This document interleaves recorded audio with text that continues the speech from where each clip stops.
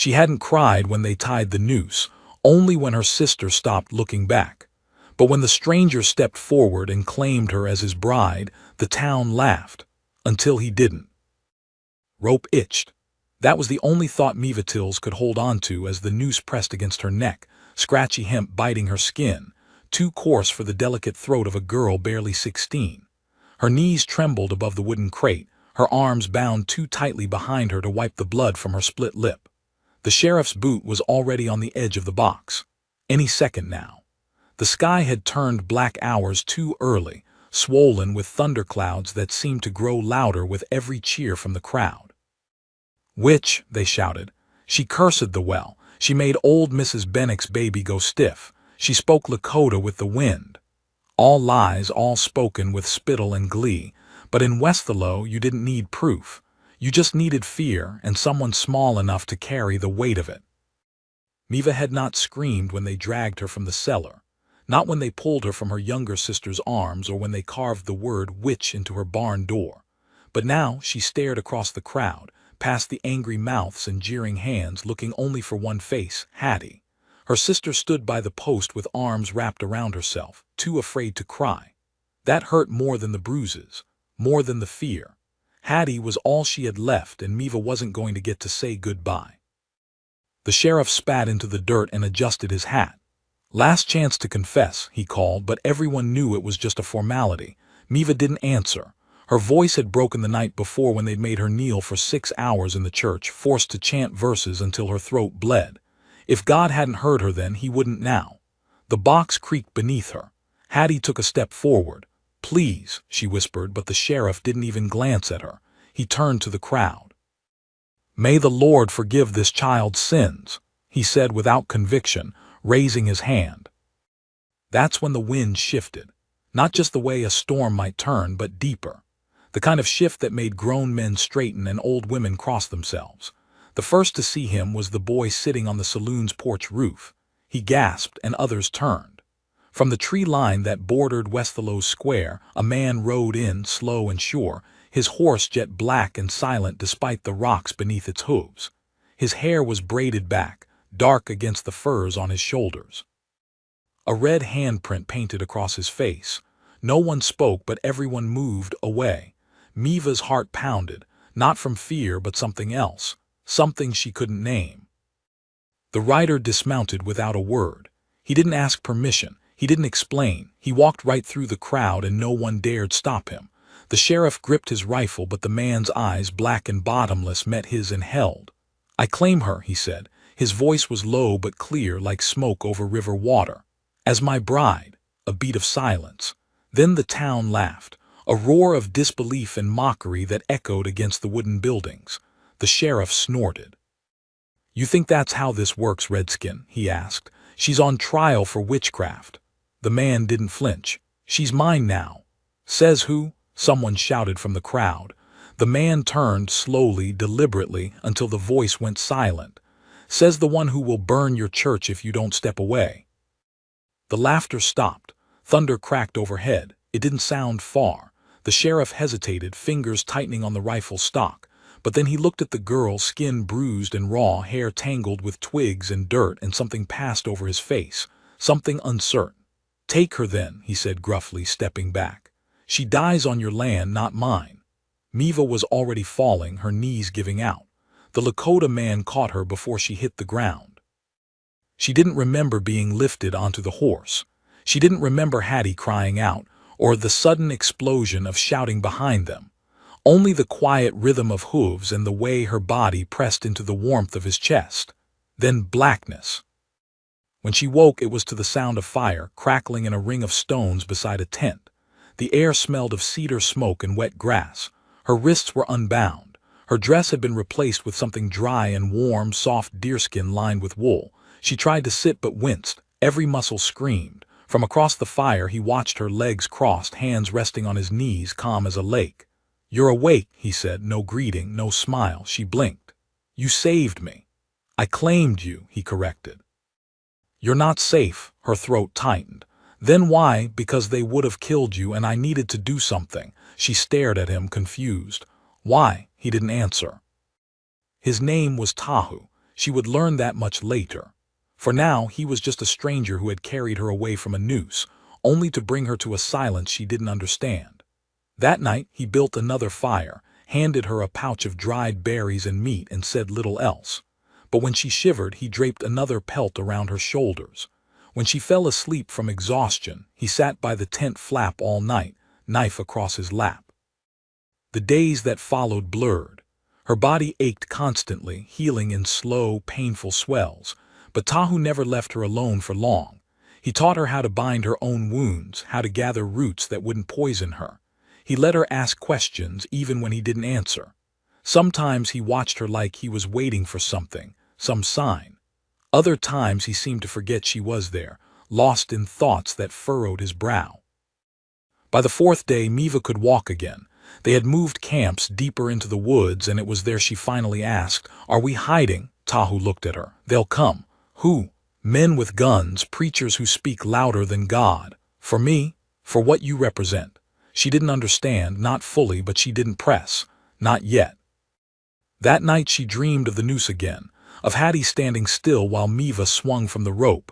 She woke in a gasp, sweat cold down her back. Tahu was already kneeling beside her, steadying her shoulders. "You were crying," he said quietly. "It was a dream." "Dreams mean something," he replied. "Not always. Always." The next morning, they weren't alone. Eva spotted the smoke first, thin, unnatural, curling just beyond the ridge. Tahu stiffened beside her. Without a word, he packed everything fast, eyes scanning the woods like a hawk. "Get down," he hissed, pushing her behind a fallen tree. A second later, the gunshot rang out. Splinters exploded from the bark above her head. Miva screamed. Tahu pulled her flat, drawing his knife with one hand and gripping her wrist with the other. "Run," he whispered. "Don't look back." She froze. "What about Gio?" And then he was gone, a blur of movement toward the smoke and gunfire. Miva ran. Branches tore at her skin, her feet slipped on wet moss, but she didn't stop. She didn't dare. Behind her, more shots echoed, shouting, then silence. She didn't know if Tahu was alive. She didn't know who was hunting them. All she knew was that she was alone again. And this time, there was no noose to fear. Only the dark. Miva ran until her breath turned ragged and her vision narrowed to a tunnel of roots and snow and desperation. Her legs gave out somewhere near a dry creek lined with stones slick from the last melt. She collapsed into the cold, scraped and trembling, the deerskin tunic torn where brambles had grabbed hold. Her palms stung from the fall, her cheek bled from a branch she hadn't seen. But she didn't cry. She couldn't. Not when her heart still beat like a war drum in her chest. Not when the woods felt like they were listening. The air was too still. She strained to hear anything beyond her own panicked gasps. No voices, no gunshots, not even birdsong. Just the hush that comes after a kill. Miva's fingers clenched around the hilt of a knife she hadn't even realized she'd taken from Tahu's pack. It felt foreign in her grip, too heavy and too sharp for a girl who used to bake bread and stitch buttons. But she didn't let go. She pressed herself against the roots of a crooked birch, spine flush to bark, eyes darting between shadows. Minutes passed, or maybe hours. Time unraveled without measure. She waited, still as stone, willing her breath to slow. Eventually, the cold began to reach her again, slipping through the seams of her coat and biting her fingers. She couldn't stay here, not if Tahu was wounded, not if those men were still near. She had to move. She crept uphill, every step a careful test of earth and silence. Her feet found moss when they could, leaves when they couldn't. Somewhere to her left, a raven cawed once, sharp and sudden. Miva froze. Then another call, closer. It didn't sound natural. It sounded like a signal. She ducked behind a thick log just as two figures broke through the trees. One wore a long coat, the kind trimmed in preacher's black, with silver buttons that caught the gray light. The other had a bandana over his lower face and a rifle slung across his back. They moved slow, eyes sweeping the forest like they could sniff her out. Miva flattened her body to the earth, willing herself invisible. Her fingers gripped the knife so tight her knuckles ached. The men paused only a few yards from her. "She couldn't have gotten far," the one with the rifle muttered. She's a witch, the other said, voice lined with disdain. If she dies out here, the devil'll bury her bones himself. Thought the red man would have gutted her by now. She's too valuable for that. Alive, she's proof. The darkness is spreading. They moved on. Miva didn't breathe again until their footfalls disappeared beneath birdsong that slowly returned to the woods like a sigh of relief. She counted to 50, then to 50 again. Only then did she rise slowly, like someone surfacing from a long, dangerous sleep. She didn't know where she was. The land here rolled in uneven waves, thick with thorns and tall trees whose trunks vanished into a mist above. She remembered Tahu saying they were heading east away from the foothills. If that was true, she needed to find water. Rivers flowed toward light, toward open land. But first she had to find him. Retracing her steps took hours. She moved cautiously, stopping at every unfamiliar noise, doubling back when the woods grew too quiet. The scent of smoke returned, faint but certain. She followed it like a lifeline until the trees opened into a narrow clearing ringed with scattered stones. Blood painted the snow in thick, red smears. Tahu's pack lay torn open near a fallen pine. One of the men lay beside it, unmoving, an arrow lodged deep in his throat. Miva recoiled. She turned just in time to empty the contents of her stomach into the snow. The second man was nowhere to be seen. Miva's breath came short again. The air burned in her nose. She scanned the trees, the earth, the sky, any sign of movement. Then she saw it. Drag marks, heavy ones. Someone had been pulled, had crawled into the brush beyond the clearing. She followed them, heart pounding, knife still in her grip. 10 paces in, she found him. Tahu lay half-covered in pine needles, one leg twisted at an unnatural angle. Blood soaked through his tunic, black against the furs, and his eyes were closed. For a moment she thought he was dead. She dropped to her knees beside him, shaking. "Tahu," she whispered, "please." His eyes fluttered, opened. "You came back." His voice was more breath than sound. "I had to," she said, tears rising now, uninvited. "You said to run. Didn't mean forever." She helped him sit up, moving slowly, carefully. He winced but didn't cry out. "Leg S broken," he murmured. "Rib 2, maybe more. Can you move?" Not without screaming. She looked around. They couldn't stay, not like this. The clearing was too open, the trail too easy to follow. "I'll find a place," she said. "I'll come back." He nodded once. "Be fast." It took everything she had not to fall apart as she built a makeshift sled from fallen branches and Tahu's pack straps. She returned shaking from exertion, soaked to the knees from snowmelt. But she dragged him slowly, carefully, deeper into the forest to a small cave mouth hidden by brush and shadow. By the time they reached it, the sky had darkened again. Storm coming. She built a fire with shaking hands. Tahu slipped into unconsciousness not long after. Miva sat up most of the night, feeding the flames, listening. When his breathing turned ragged, she sang. Soft, broken songs her mother used to hum when the wind was cruel and the bread didn't rise. Her voice cracked halfway through, but she didn't stop. By dawn, his fever had taken hold. She boiled water, crushed bark into poultices, used every trick he'd shown her in their short time together. Still, he didn't wake. Still, his skin burned. Still, he muttered names she didn't know in a language she didn't understand. But he held her hand when she placed it in his. Even asleep, he didn't let go. 2 days passed. Miva ventured only as far as she dared from the cave, gathering food, checking snares, listening for movement. Once she thought she saw a shadow across the ridge, a man maybe, or worse. But when she returned to the cave, Tahu was still breathing. She spoke to him like he could hear, about Hattie, about the time she almost drowned in the well and how her father built her a swing from rope and pine. She told him about her mother's comb, which she'd hidden in her skirt before they hanged her for whispering prayers in a foreign tongue. "They say we're witches," she said once, staring into the fire. "But I think it's just that we make them feel small." On the third night, Tahu opened his eyes, just for a moment. "You stayed," he rasped. "Of course I did," she said, leaning close. "You said I was your bride." A faint smile touched his lips before sleep claimed him again. That was the night the dream came again. Only this time it wasn't a noose. It was a man with silver buttons and a preacher's stare. He stood at the foot of her bedroll, hands red with fire. "You think love will save you," he said. "You think that savage bled for you because he believes you're holy." She tried to move, to scream, but her mouth filled with ash. The man leaned close. "The witch dies, so does her devil." Miva woke with a scream still caught in her throat. And then she realized she was not alone in the cave. Someone had been here. The edge of Tahu's knife glinted near the fire, but it was no longer where she had left it. The forest was no longer silent. And the hunter was close. Miva didn't move at first, not out of fear but calculation. If someone had entered the cave and taken the knife, they were either watching or waiting. The fire's glow danced across the stone walls, but shadows gathered in the far corners, deep enough to swallow a man whole. Tahu still lay unconscious, breathing shallow and quick, lips cracked from fever. She couldn't protect him, not without a weapon, not without knowing who was out there.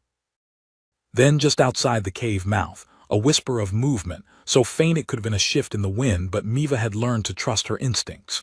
She crawled toward the edge of the firelight and pressed her back against the wall, eyes locked on the narrow entrance cloaked in brush.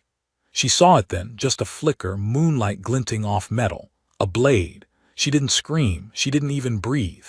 Whoever was there didn't enter, they just waited. Miva's mind raced. If they'd wanted to kill her, they would have done it in her sleep. If they'd wanted Tahu dead, they'd have slit his throat when he was defenseless. So why take the knife and leave them alive? The thought made her stomach twist. There was only one answer that made sense. They wanted her to know they'd been there. Morning crept in slowly, pushing silver light through the mouth of the cave. Miva didn't sleep. She sat beside Tahu and watched the brush, listening for footsteps that never came. When the sun finally lifted above the trees, she moved carefully outside and scanned the ground for tracks. She found them easily. Whoever it was hadn't bothered to hide deep, deliberate prints in the thawing earth. Not boots. Moccasins. Lakota. But not Tahu's. The trail led down toward the low valley where fog clung to the roots of the trees. Miva hesitated. If she followed, she'd leave Tahu defenseless. If she stayed, whoever had taken the knife might return. She bit her lip until it bled. Then she whispered to Tahu, "I'll come back. I promise," and tucked another log into the fire before setting off. She moved quickly, clutching a sharpened stick in place of the missing knife. Her limbs ached from the past week. No rest, no real food, but adrenaline gave her purpose. The trail grew fresher as she descended, until it stopped abruptly at the edge of a clearing ringed with birch and rock. A figure stood in the center.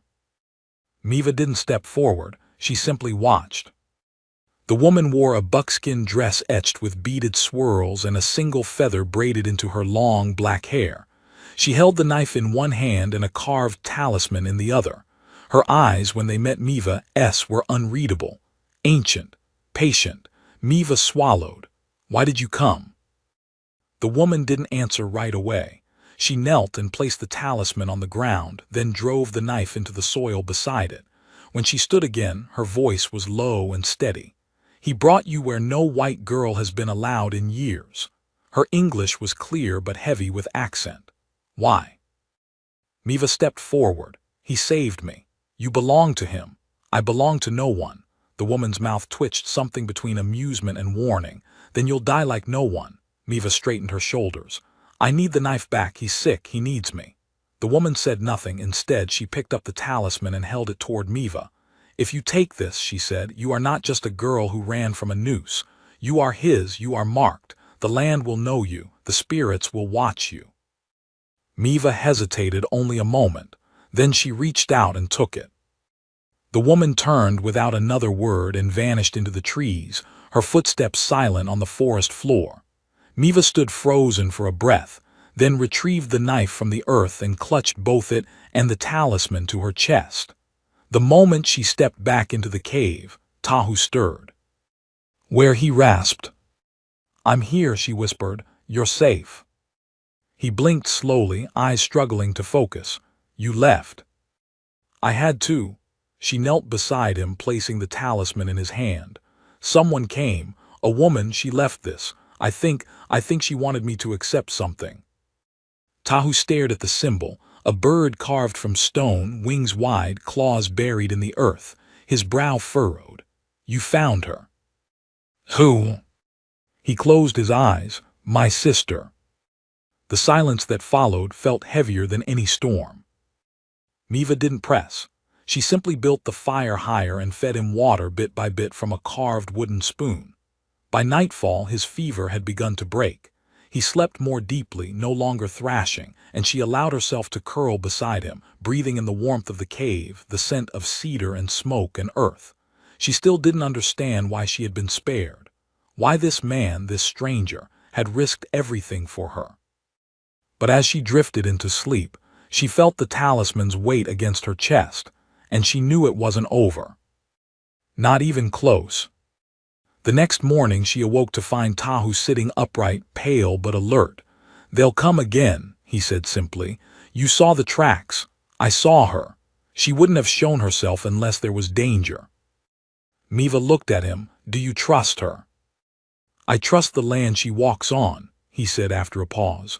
That's more than I can say for men.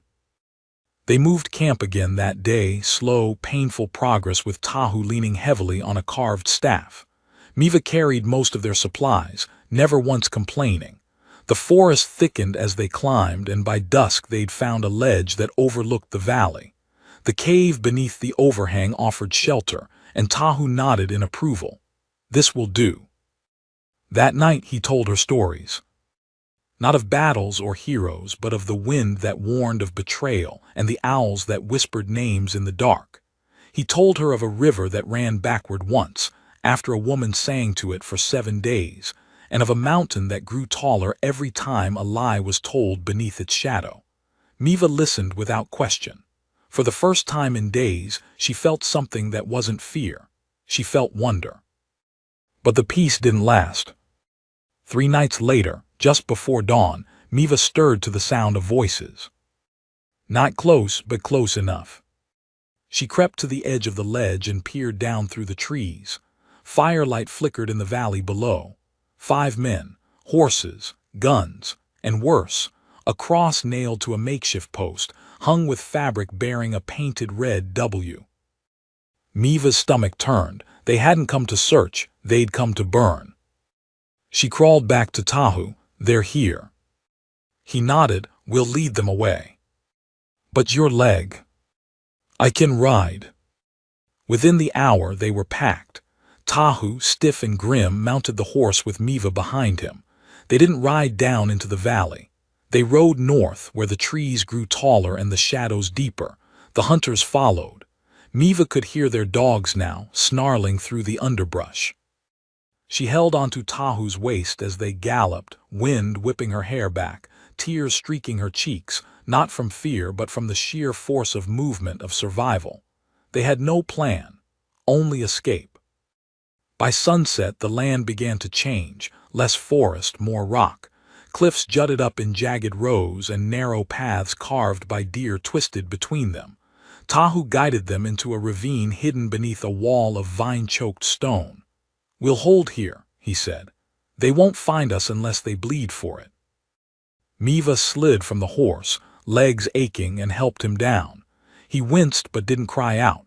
They pulled brush across the ravine's entrance and crouched in silence. Night fell like a curtain. The air smelled of iron and moss. Then a twig snapped just beyond the wall. They weren't alone. Miva gripped the knife. Tahu's hand found hers in the dark. Outside, the fire began again. And the voice that called her name was one she hadn't heard in weeks. Hattie. The fire outside crackled with malicious intent, throwing light against the stone like a warning. Miva stood frozen, her knife trembling in her grip, the name echoing in her ears. Hattie. It came again, softer this time, almost pleading. Miva, Miva, are you here? She turned sharply to Tahu, but his face had already changed. His eyes, dark and sharp even in the dim, narrowed to slits. It's a trick, he said under his breath. They're using her voice. No, Miva whispered. No, that's her. I'd know it anywhere. She couldn't have come this far alone. Not in this land, not at this hour. Miva's breath hitched. Then she didn't come alone. She dropped to her knees, crawling to the narrow slit between brush and stone that concealed their hiding place. The firelight below flickered just enough to reveal a small figure standing near the edge of the bluff, wrapped in a heavy shawl, her shoulders hunched against the cold. Her hair, once in tidy plaits, was matted and wild now, strands falling across her pale cheeks. But it was her sister, her Hattie. I don't know where you are, the girl called, voice cracking, but they said you were with him, that you're alive. They said, her voice broke. They said you did something to make him take you. Miva's blood ran cold. Her fingers tightened around the edge of the rock. She doesn't understand, she murmured. They've told her lies. Of course they have, Tahu said grimly. They're not just hunting you, they're rewriting you. Miva's mind raced. Hattie had followed or been dragged. She'd seen things, heard things.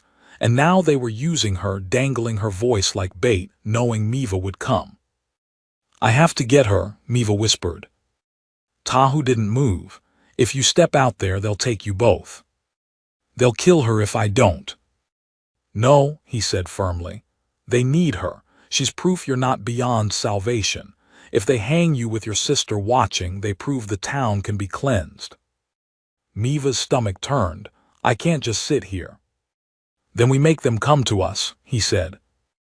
They waited in the shadows as Hattie turned slowly away from the firelight, glancing over her shoulder one last time.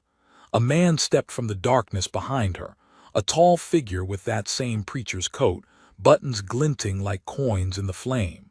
His hand landed heavy on Hattie's shoulder. She didn't flinch. She was used to the weight by now. He turned toward the trees and spoke loudly, his voice smooth and practiced. She's here somewhere. The girl with the cursed eyes, the child who spoke to spirits and called a heathen her husband.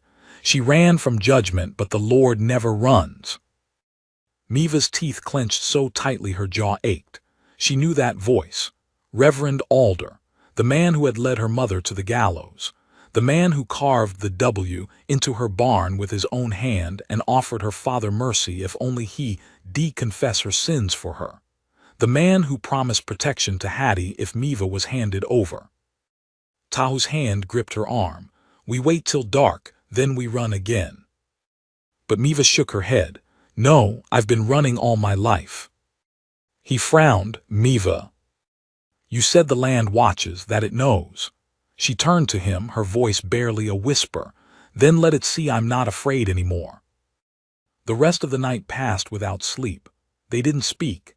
They just prepared. Miva sharpened the knife. Tahu bound his ribs tighter and fastened his staff with leather cord. The horse, too tired to ride again, was set free with a slap to its flank and a whispered word of thanks. Before they left, Miva tucked a scrap of deerskin inside her satchel, one of the pieces she'd used to patch Tahu's coat. She didn't know why, just that it felt like something to remember this place by in case they didn't return. They left before dawn. The camp was still quiet when they crept down the ridge, circling wide through the rock and pine. Miva moved like a shadow, heart pounding with each step, while Tahu leaned on his staff but never faltered. It was nearly sunup when they reached the backside of the camp. There were 4 tents. 2 men sat watch by the fire, rifles across their laps. Hattie lay curled beside the preacher's tent, eyes open but distant, as if she'd stopped hoping anyone might come. Miva whispered, I'll go alone. No, Tahu growled, they'll kill you. She'll trust me, they won't. He grabbed her wrist, fingers digging deep. You are not bait, not anymore. Miva stared at him. Then help me stop being hunted. A breath, a nod. They split. Miva crawled through the underbrush, circling closer to the sleeping tents, each step silent as snowfall. She reached Hattie just as the sun's first rays crept over the ridge. The girl didn't even flinch. Her eyes blinked slowly, as if waking from a long, terrible dream. Miva, she whispered. Miva dropped beside her. I'm here. They said you were cursed, that you bewitched him, that you let the spirits mark you. Miva pressed a hand to her sister's cheek. They don't know me. Tears welled in Hattie's eyes. I tried to believe you were dead. It hurt less than hoping. I'm sorry, Miva's voice broke, but I'm going to get you out, I promise. And then a rifle cocked. Miva turned. Reverend Alder stood 10 feet away, his face lit by dawn, his eyes cold as iron. The devil always returns for what he's claimed, he said, but I never thought he'd be foolish enough to bring her with him. Behind him, a shout Tahu burst from the brush, staff spinning like a spear. He struck one of the riflemen square across the chest, sending him sprawling. The second turned too slowly. Miva grabbed Hattie's arm. Run. The camp exploded into chaos. Men shouted, guns fired. Tents collapsed as fire caught fabric. Miva and Hattie darted between trees, hands clasped tight. Miva didn't look back. She didn't need to. The screams told her enough. They ran until the woods swallowed them whole again. Only then did they stop. Miva turned to Hattie. Are you hurt? The girl shook her head, breathless. No, just scared. Tahu caught up seconds later, limping, blood on his sleeve but not his own. We need to move. They'll follow. We can't run forever, Miva said. No, he agreed, but we don't have to. He led them deeper into the forest, to a clearing she'd never seen before, wide and open, ringed with stones that had names carved into them in a language Miva didn't recognize. At the center stood a circle of standing stones, weathered and worn, each crowned with feathers and bones tied by sinew. Miva froze. What is this? Tahu turned slowly. A place they won't follow, a place where words carry. You brought us to sacred ground. I brought you where your voice matters. She looked at him uncertain. What do I say? Whatever the land needs to hear. The air shifted. Miva stepped forward, the talisman clutched in her fist. She thought of her mother, of the rope, of Hattie's tears, of Tahu's silence. She didn't know what the spirits wanted, but she knew what she had to give. So she spoke. She told the stones what had been done, how lies turned to death, how fear was carved into the skin of girls and called righteousness. She spoke of survival, of kindness found in unexpected hands. She told them she didn't want revenge. Only truth. The wind stopped, then rose. A sudden gust blew through the trees, lifting dust from the stones and flinging the feathered crowns into the air. Hattie cried out. Tahu fell to one knee, and Miva felt something stir in her chest that she had no name for. A sound followed, a voice not hers, not quite human, that whispered through the clearing like rain on dry leaves. She dropped the talisman. When the silence returned, she was shaking. What was that? Hattie whispered. Tahu stood slowly. The land heard you. Behind them, the forest shifted. And the hunters returned. The first rifle crack split the air like lightning through old bark. Miva barely had time to grab Hattie before the second shot struck the stone behind them, shattering the edge into jagged splinters. The clearing erupted with the sound of gunfire, branches splitting and birds exploding skyward in a chorus of alarm. Tahu yanked Miva to the ground just as another shot screamed past her ear. She didn't need to look back to know who fired it. Reverend Alder. Run, Tahu barked. But Miva didn't move. Not yet. Her hands searched the grass for the talisman, her fingers grazing the carved edge. It pulsed, warm, alive almost. She grabbed it, pressed it to her chest, and only then rose, dragging Hattie with her as they fled the circle of stones. Behind them, footsteps thundered, men shouting over each other in the language of lawmen and zealots. Miva didn't know how many were left, but it didn't matter. They were being herded, cut off from the ridge, pushed toward the ravine. A trap. Tahu realized it too late. They're driving us, he shouted. Miva's boots slid in the soft moss, Hattie gasping behind her. The trees thinned. A sharp drop. The ravine opened in front of them like the mouth of some slumbering beast, 40 feet deep, jagged rocks, no safe way down. And behind them, Reverend Alder's voice, calm and cruel. "There is no farther to run, Miva. The Lord has found you." She turned. He stood alone at the tree line now, rifle lowered, coat brushing his boots. Around him 4 men fanned out in a crescent, not soldiers, not hired guns, townsmen, men who had once bought milk from her father's farm, men who had eaten at her table. "You can still be saved," Alder said, stepping forward. "This doesn't have to end in death." Miva's voice shook, but not from fear. "You already ended us." "You were chosen," he said. "You were gifted, but you turned that gift against God, against your own people." She stood between Hattie and the ravine now.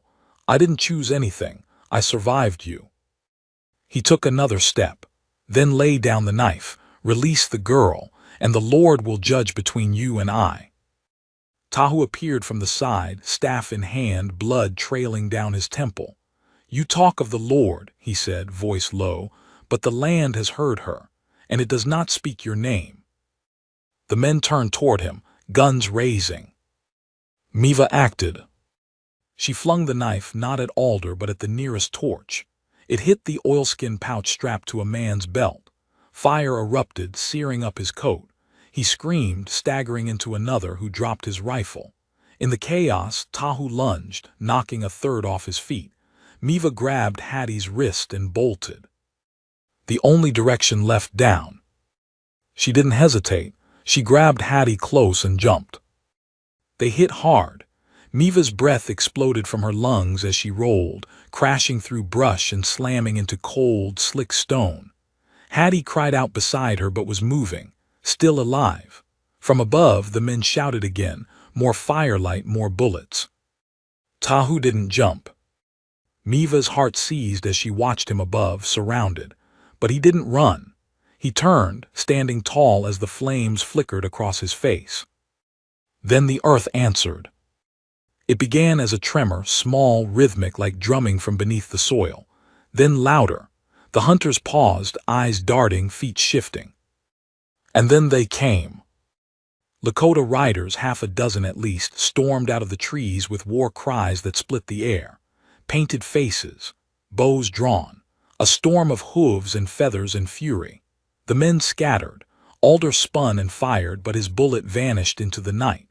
One rider snatched Miva's knife from the burning earth and flung it back to Tahu, who caught it mid-turn, driving it into the dirt in front of Alder's feet. Not a kill, a warning.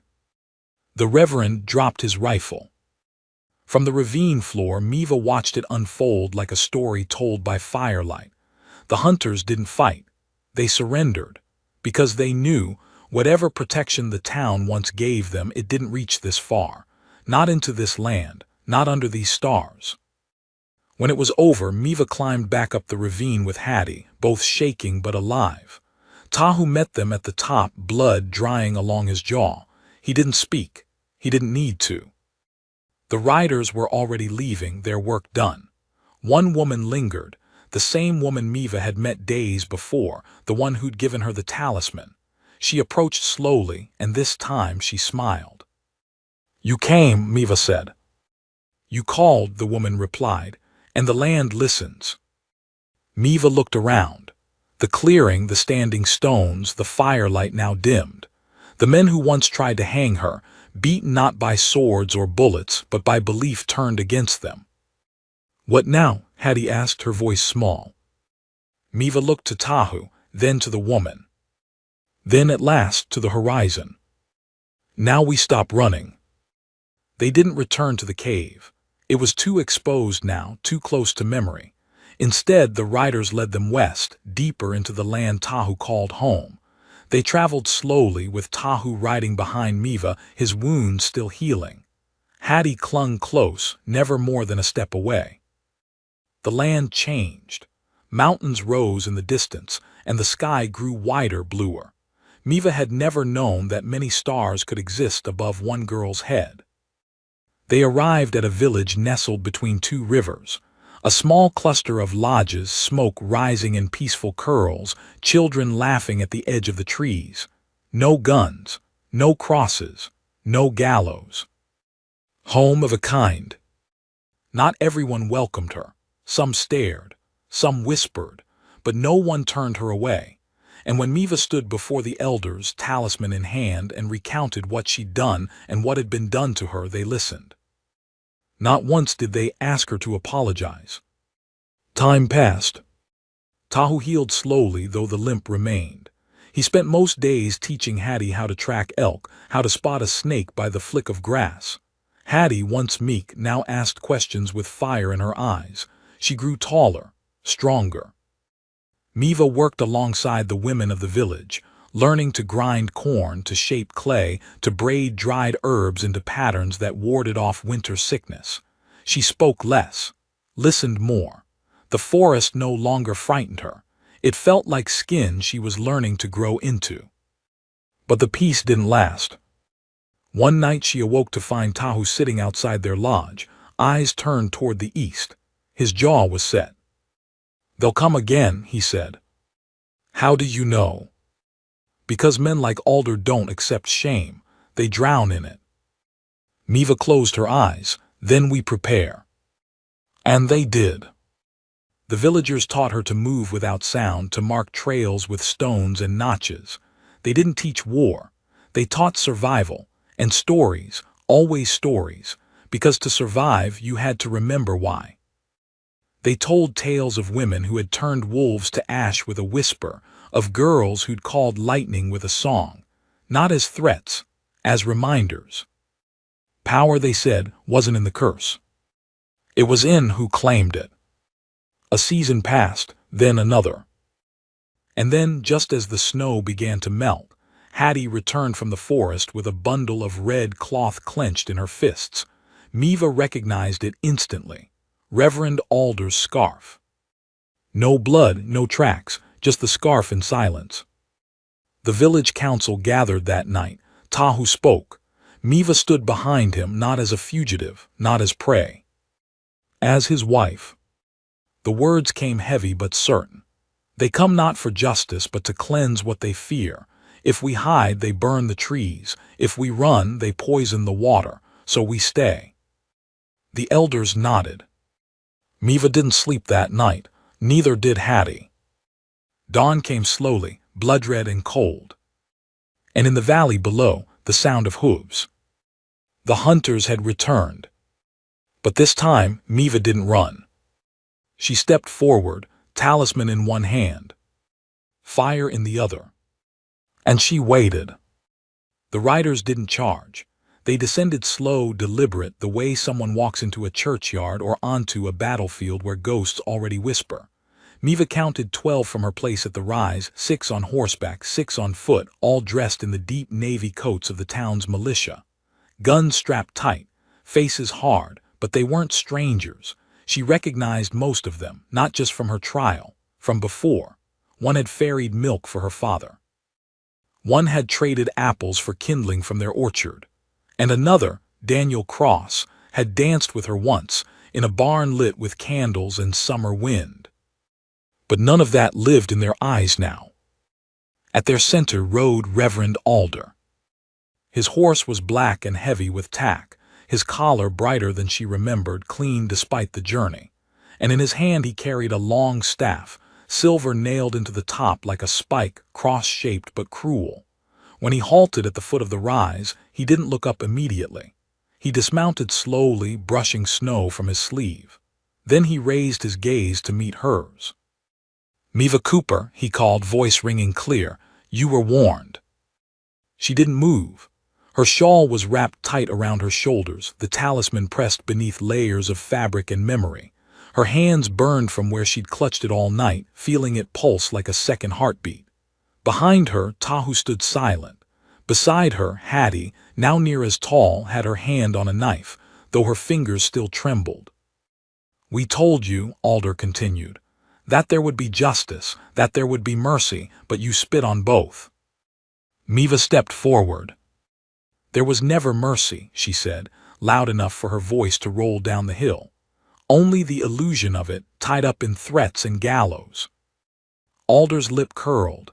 You bewitched your people, you consorted with spirits and pagans, you let your sister follow you into darkness, you defied the court, and now, he raised his arm toward the village, you harbor among them, you let them shelter you. No one behind her flinched, not the elders who stood beneath the trees, nor the children watching from behind canvas door flaps. No one bowed their heads, no one stepped back. We do harbor, came a voice. One of the older women, Niska, her braids wound in red ribbon. We protect. Alder ignored her. This is your last chance, Miva, he said. Come down, be judged properly, or watch every person who dared call you family hang in your place. Miva felt the ground under her boots shift, not from quake or wind, but from memory. This was where it had always led, not to safety, to choice. Tahu stepped beside her now. You already judged her, and you were wrong. You're not her husband, Alder sneered. You're her captor. I claimed her, Tahu said, low but steady, because she had no one left to claim her, because your hands were too busy tying ropes to lift anyone from drowning. Alder's eyes narrowed. Then you'll both hang. The words settled like ash. The riders began to advance. But then Miva moved. She lifted the talisman from her chest and held it out over the rise. It caught the sun just barely, the carved wood glinting faintly, the feather twisting in the breeze. Stop, she said. The men did. Even Alder froze. Do you know what this is? She asked, voice strong now. This isn't witchcraft, this isn't a curse. This was a gift. Not from spirits, not from demons, from a woman, a healer, someone your fires tried to erase. Silence. I watched my mother burn because of your sermons, she said. I watched my sister starve because no one would sell to us. I buried my father because the guilt you fed him became a disease.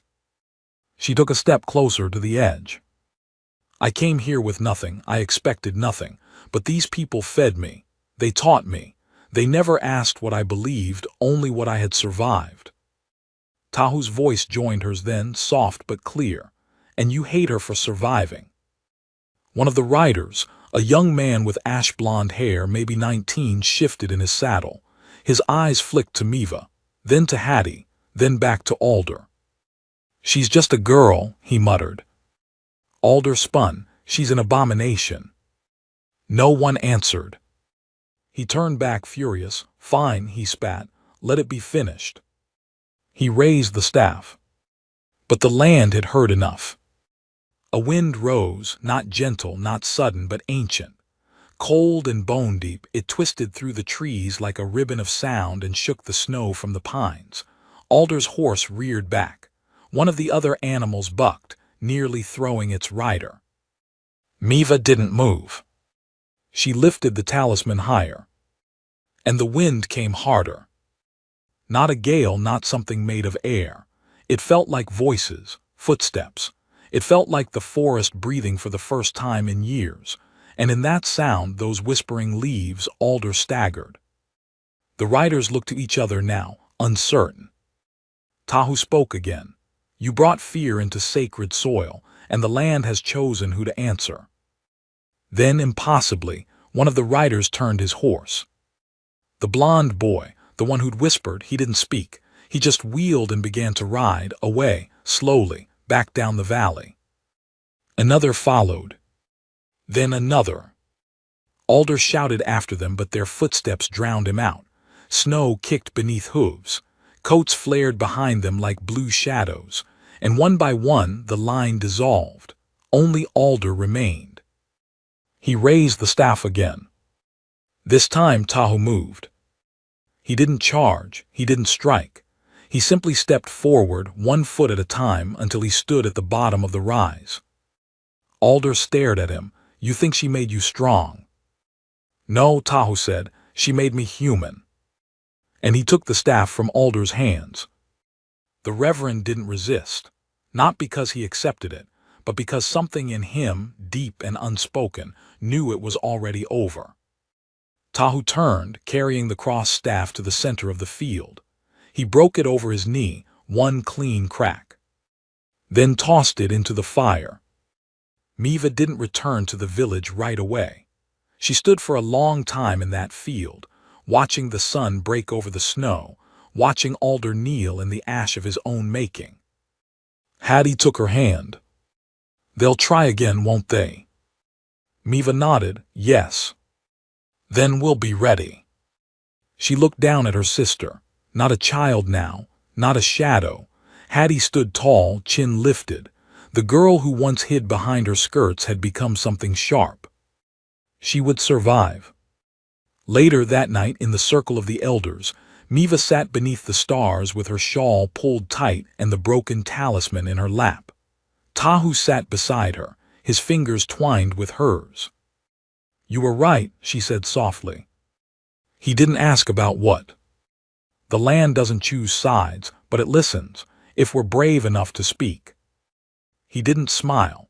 He just leaned close and said, "It's been waiting a long time for your voice." In the firelight the village sang, not of war, not of victory, but of return, of lost daughters, of homes remade.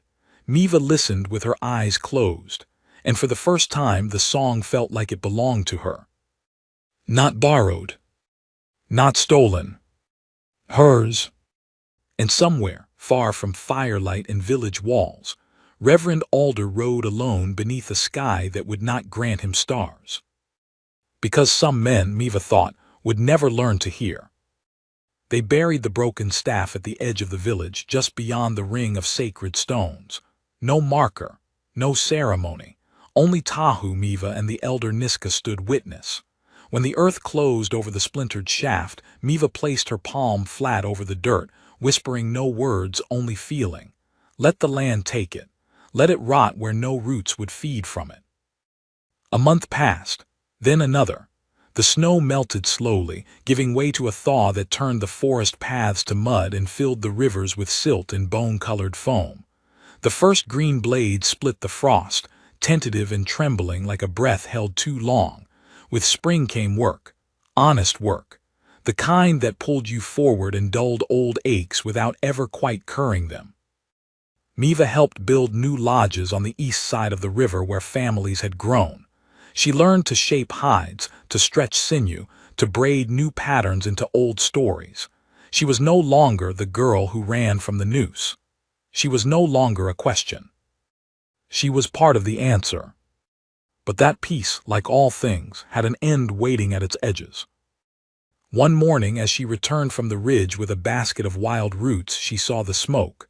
Thin, not village smoke, not hearth smoke, stranger smoke. She didn't run. She walked calmly to the lodge and told Tahu. He already knew. "They're testing the edges," he said. "Hunters." "Not yet, scouts." Miva felt her throat tighten. "Town." He nodded. "Then they know you broke the staff." They would have come regardless. That was just their excuse. That night the council met. The fires were drawn low and the circle of elders sat not as leaders but as listeners. Miva stood before them. She didn't beg, she didn't plead. She told them what would come and what it meant. "They won't risk riding in all at once," she said, "but they'll find ways to push. A sickness, a missing child, a stolen calf, anything they can twist to make this place seem like a threat to the world they want to keep." Niska leaned forward. "And what would you have us do, daughter?" Miva looked around the circle, at faces that had once studied her like a storm on the horizon, and now like kin. "I want us to be ready, not for war but for truth." She placed the new talisman down in the center of the circle. It was larger than the last, carved from river wood, with feathers from 3 different birds. It was not meant to hide. It was meant to be seen. "We don't bury ourselves anymore," she said. "We don't run." Tahu stepped beside her. "We speak." By summer the scouts came openly, not with guns, not yet, but with offers, promises. Smiling men in coats too thick for the season, asking questions they already knew the answers to. Miva stood beside the council when they arrived. She let them speak, and when they offered trade, she offered silence. "You're squatting," one of the men said finally, dropping his mask. "That land was never yours to take." "It was never yours to give," she replied. They left angry. That night, someone cut down the prayer cloths from the stone circle and tossed them into the river. Tahu retrieved them, every single one. The next week, another rider came, this time alone. He didn't wear blue, he didn't carry a rifle. He was old, with a limp and eyes that had seen too much and learned too little. He asked to speak to Miva directly. The council allowed it. They sat beneath the same tree where she'd once carved her sister's name. "You've made quite the stir," he said. Miva didn't answer. "Folks in town say you're raising spirits out here, teaching young girls to talk to animals, making charms that turn bullets." Miva's mouth barely moved. "What do you say?" The man stared into the distance. "I say the town was wrong." That pulled her gaze. He exhaled. "I was there, you know, at your trial. I didn't speak. I should have." Miva didn't offer forgiveness, only stillness. "I came," he said, "to warn you." "I'm listening." "They'll vote soon, not the church, the town, whether to send men officially, deputies, not vigilantes, badges and warrants. They'll come to take me. They'll come to take this place." Miva rose. "Then tell them they'd better bring more than paper." The man didn't try to stop her. As she walked away, he simply nodded to himself, as if confirming something he'd suspected all along. The vote passed. It wasn't announced. It didn't need to be. The first real sign came weeks later when Miva spotted the glint of iron from the tree line across the river, a rifle barrel tucked in shadow. No one fired, but the message was sent. She told the council. "We stay," they said. And so they did. But staying is not the same as standing still. Miva taught Hattie to shoot, not to kill, but to warn, to signal, to protect. She trained with Tahu in silence and shadow, learning to move through pine and branch without leaving marks behind. They placed markers along the edges of the valley, carvings in trees, feather bundles tied high enough only the ravens would see. Whispers spread among the villages farther out of a girl who had defied the noose and now walked with wind at her back. Some said she was a spirit, others a curse. No one who'd met her said either. They called her Watcher. And then one afternoon a bullet came. It struck a tree just inches from Hattie's shoulder as she returned with a basket of berries. She dropped the basket and ran. Miva met her halfway. Tahu followed the tracks. 3 men, civilian boots. One heavy, likely an older man, maybe the one from before. They hadn't stayed long. A message. That night Miva didn't sleep. She stood in the circle of stones until morning, clutching her mother's pendant in one hand, her own talisman in the other. When the sun rose, she carved a single word into the largest stone. Enough. The next time the scouts came, they found her waiting by the riverbank. She didn't hide. "You've made your point," the taller of the two said. "This land doesn't belong to anyone." Miva shook her head. "It belongs to those willing to bleed for it." The scout's jaw clenched. "You threatening us?" "No," Miva said. "I'm telling you what already happened. You tried to erase me, and I became something you can't erase."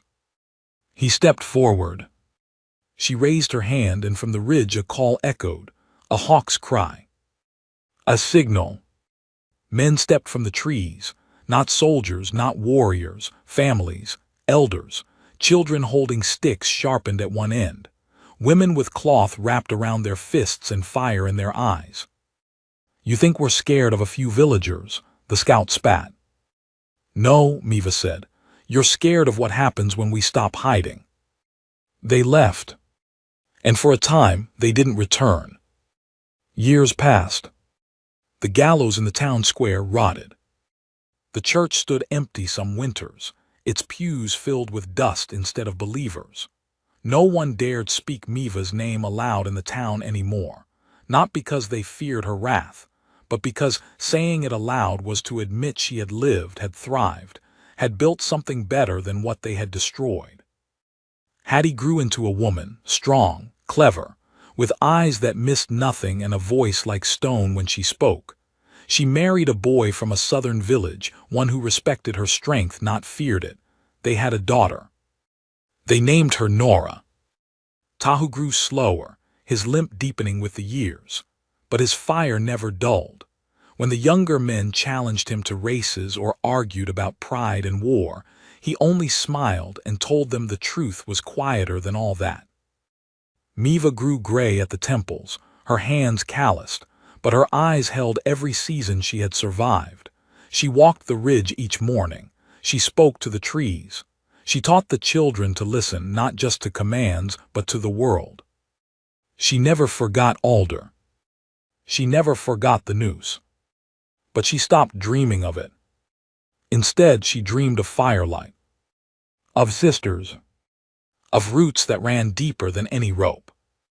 And on her final morning, long after the town had stopped sending scouts, long after anyone who tried to burn her had grown old or bitter or both, she stood once more in the circle of stones. She laid down her talisman, not because she no longer needed it, because someone else would. When they found her there, eyes closed, mouth still whispering the wind's name, the village sang not in mourning, in thanks. Because Miva Cooper had not been lost. She had been found. And in the place where they once came to hunt a witch, a healer was born.